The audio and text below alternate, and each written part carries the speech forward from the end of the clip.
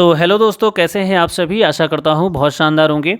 और आज के इस लेक्चर में हम कुछ बहुत ही अच्छी चीज़ें समझने वाले हैं, जिसमें हम बात करेंगे लीनियर पॉलिनोमियल की, और साथ ही हम एक्सरसाइज सेट 2.2 हमारी जो नई एनसीईआरटी आई है जिसका नाम है गणित मंजरी, उसको हम यहाँ पे डिस्कस करने वाले हैं।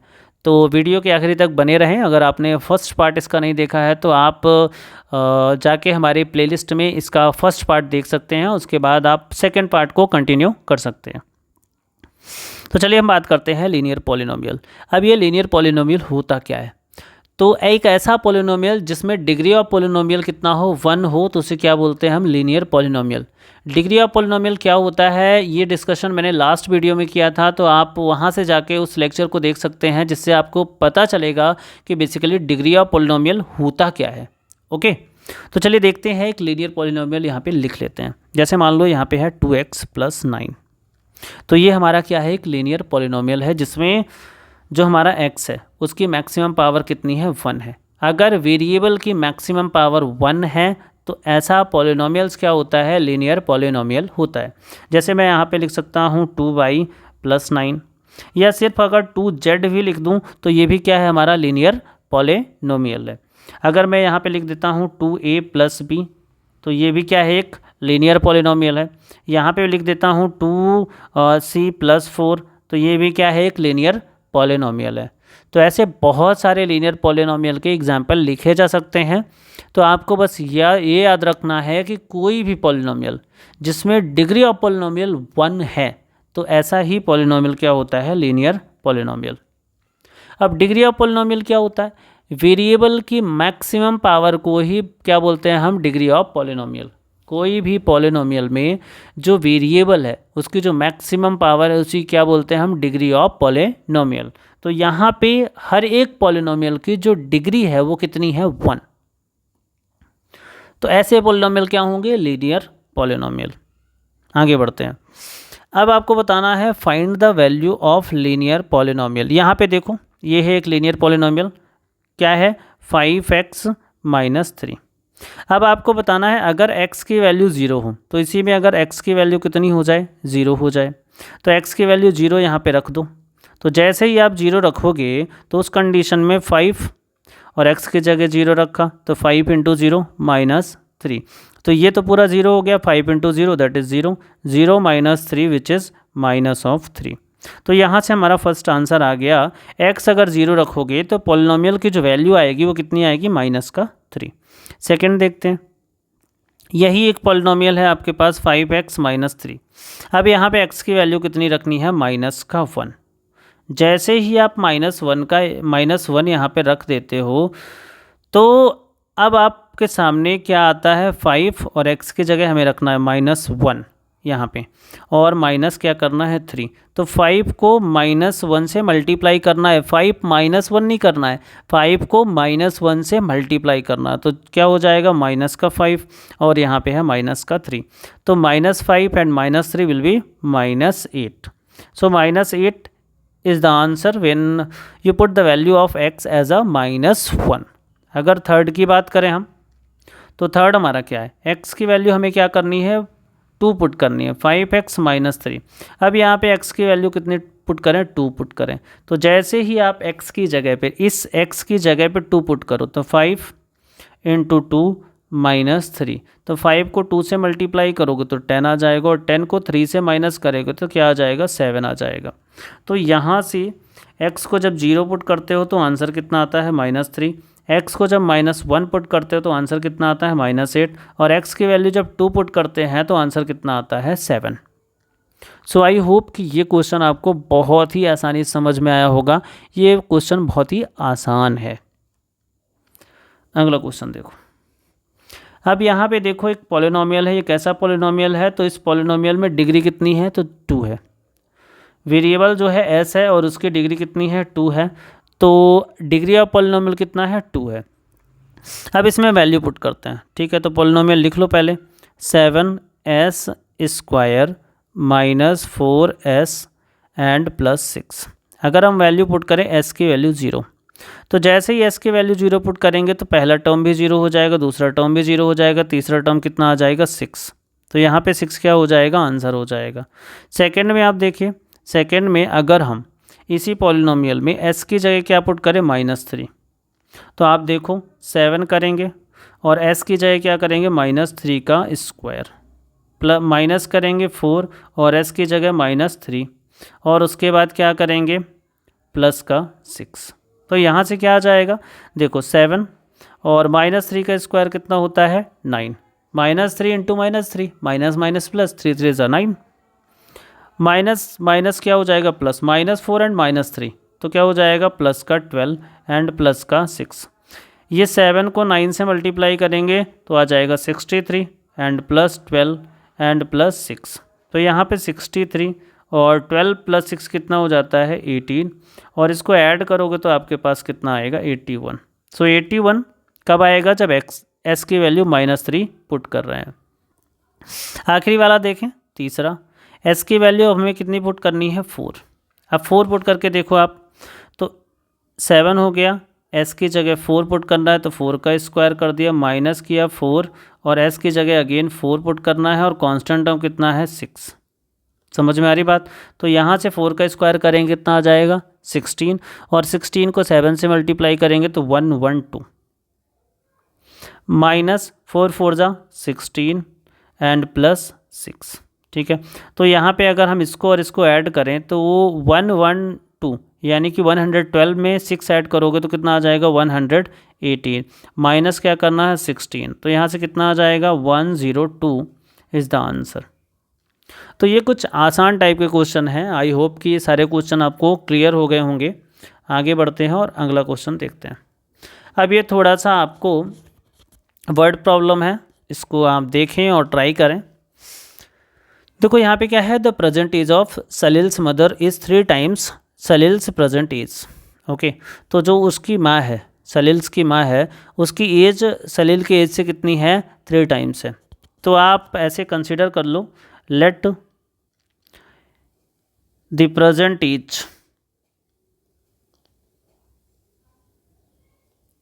एज ऑफ सलील,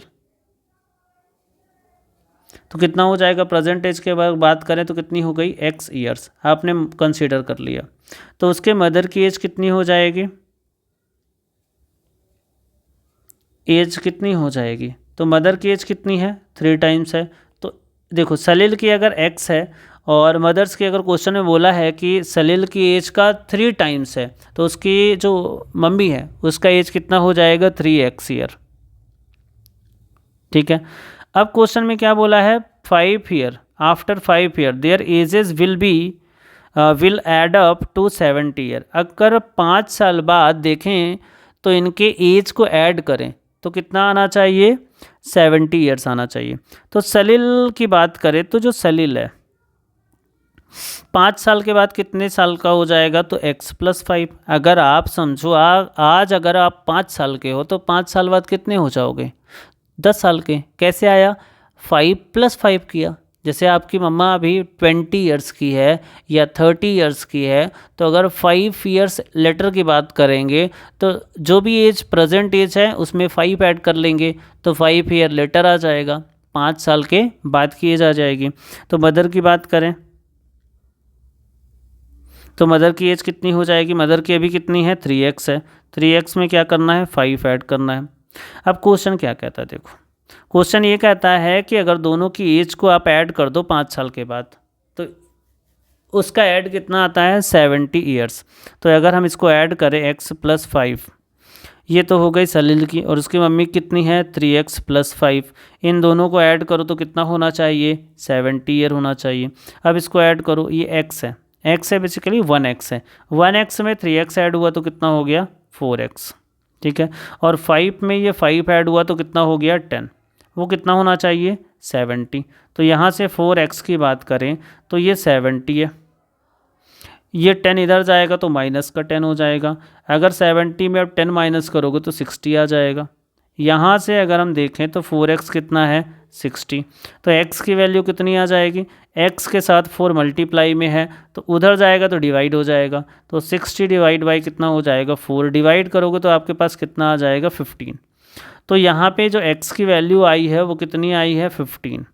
x की वैल्यू किसको कंसिडर किया है, x किसकी एज है, सलील की एज है। तो सलील की एज कितनी हो गई, सलील की जो एज है प्रेजेंट एज वो कितनी हो गई 15 ईयर्स। कितनी हो गई 15 ईयर्स। उसके मदर की एज कितनी हो जाएगी, तो 3x है ना, ये देखो 3x है। 3 से अगर आप मल्टीप्लाई करोगे x को, और x कितना है 15, तो यहाँ से कितना हो जाएगा आपके पास 45 ईयर्स। तो यहाँ से आपको मालूम चल गया कि सलील की जो एज है वो कितनी है 15 ईयर्स, और उसकी मम्मी की जो एज है वो कितनी है 45 ईयर्स। तो ये हमारे इस क्वेश्चन का क्या हो गया, आंसर हो गया, कंप्लीट सोल्यूशन हो गया। चलिए बढ़ते हैं अगले क्वेश्चन में और देखते हैं अगला क्वेश्चन क्या है। तो यहाँ पे लिखा है the difference between two positive integer. दो पॉजिटिव इंटीजर है जिसका डिफरेंस कितना है 63 है। ठीक है, the ratio of two integers is 2:5। तो हम कंसीडर कर सकते हैं let integers are 2x and 5x। Integer क्या हो गए 2x और 5x, क्योंकि उनका रेशियो कितना है 2/5 है, तो हम क्या कंसिडर कर सकते हैं 2x और 5x। ठीक है, अब इनका डिफरेंस कितना होना चाहिए 63। अब एक 2x है और एक 5x है, तो जाहिर सी बात है 5x ज़्यादा है और 2x क्या है कम है, तो हमें 5x में 2x माइनस करना है, क्योंकि डिफरेंस की बात की गई है, पॉजिटिव इंटीजर है और डिफरेंस की बात की गई है। डिफरेंस कितना होना चाहिए 63। तो यहाँ से हम देखें अगर 5x में 2x माइनस करें तो कितना आ जाता है 3x, जो कितना है 63। तो यहाँ से x की वैल्यू कितनी आ जाती है, तो आप देखो 63 में आपको क्या डिवाइड करना है 3। तो अगर डिवाइड करें तो 3 2 जा 6, 3 1 जा 3, तो यहाँ से x की वैल्यू कितनी आ गई 21। अगर हम इंटीजर की बात करें यहाँ पे, तो इंटीजर कितने हैं, एक को आपने 2x कंसिडर किया, एक को आपने 5x कंसिडर किया है। तो 2x कितना हो जाएगा 2 इंटू एक्स, एक्स कितना है आपका 21। 5x कितना हो जाएगा 5 इंटू 21। तो 21 को अगर डबल करोगे तो कितना आ जाएगा 42, और अगर आपने 21 को 5 से मल्टीप्लाई किया तो 105 आ जाएगा। ठीक है, समझ में आ रही बात। और इनको अगर माइनस करोगे तो आपके पास 63 भी आएगा, चेक भी कर सकते हो। तो यहाँ से आपको मालूम चल गया कि इंटीजर्स आर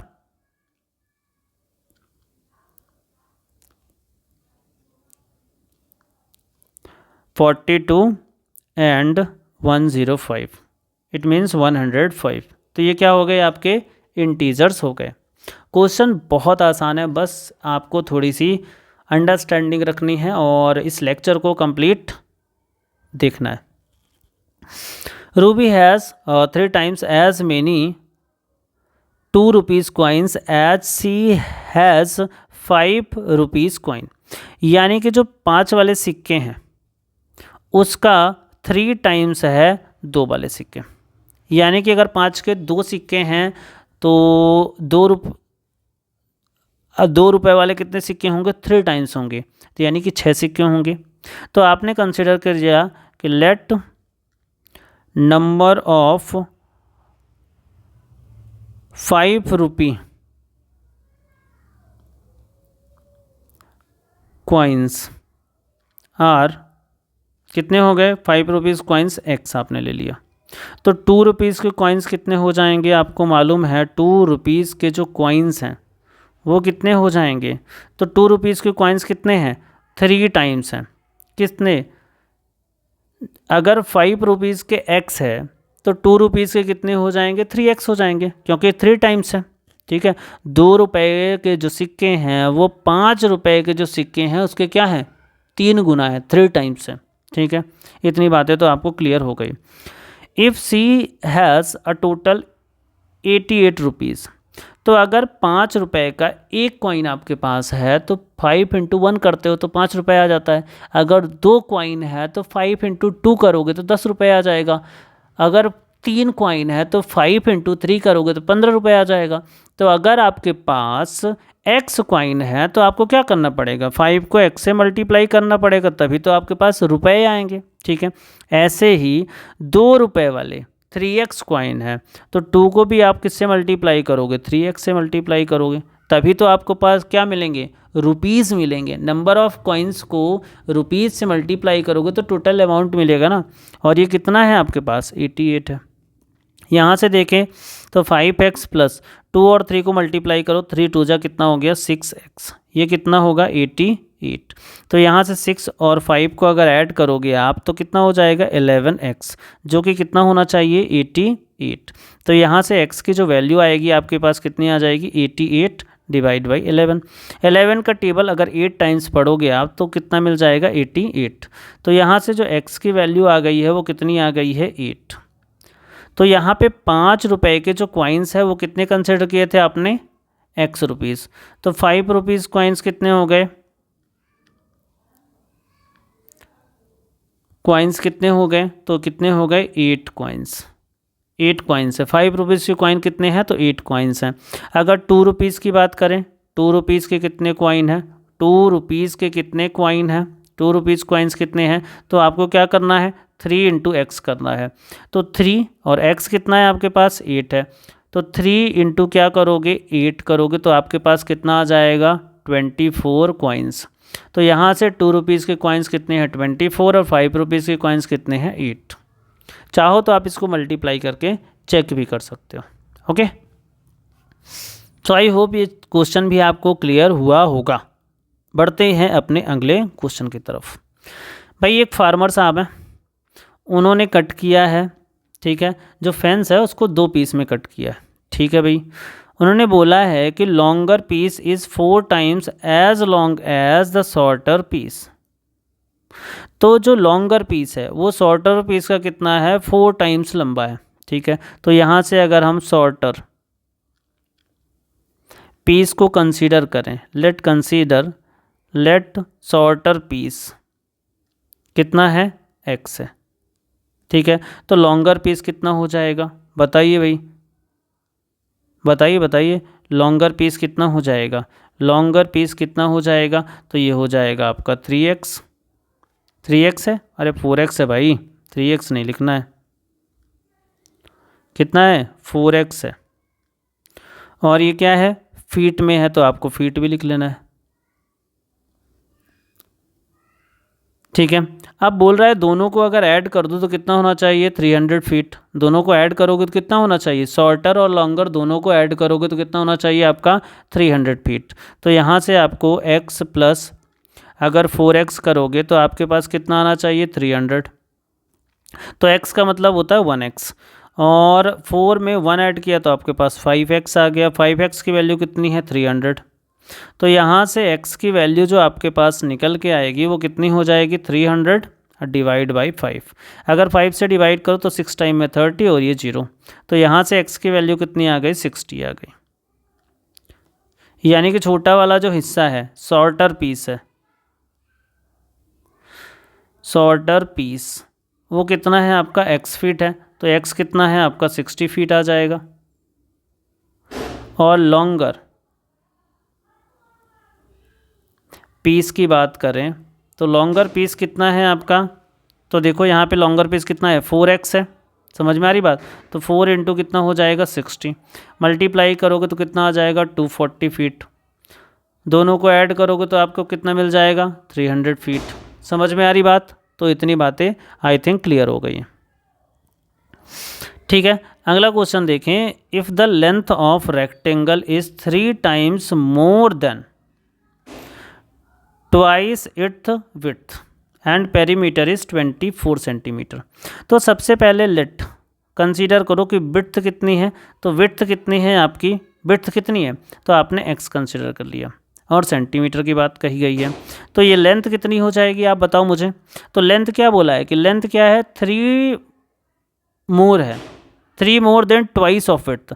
तो विड्थ को क्या करो ट्वाइस कर दो और उसमें 3 क्या कर दो ऐड कर दो, तो यही क्या हो गई आपकी लेंथ हो गई।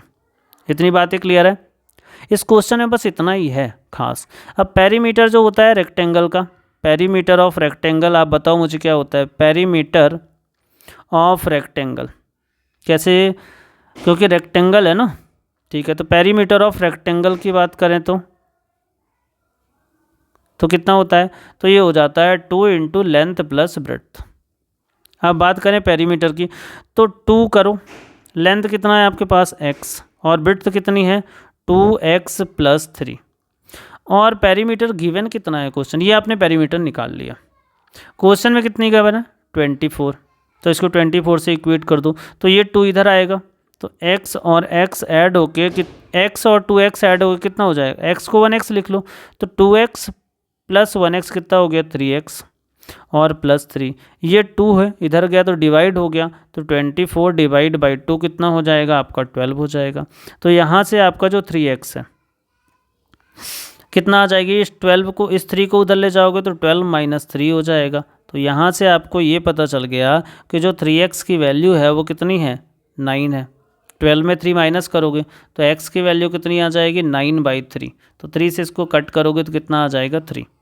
तो यहाँ से x आपको मिल गया, x क्या है विड्थ, तो विड्थ कितनी हो गई आपकी 3 सेंटीमीटर।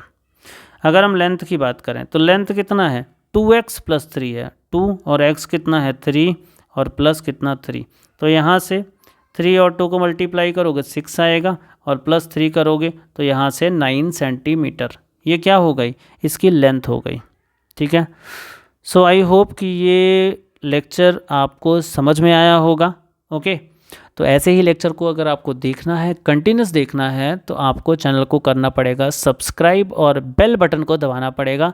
ठीक है, और बाकी अपकमिंग वीडियो की सारी नोटिफिकेशन आपको मिलती रहेगी। So thank you very much.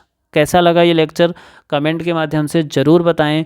साथ ही आपकी जो न्यू बुक है उसके एग्जाम्पल के क्वेश्चन ज़रूर आप ट्राई करें। ओके,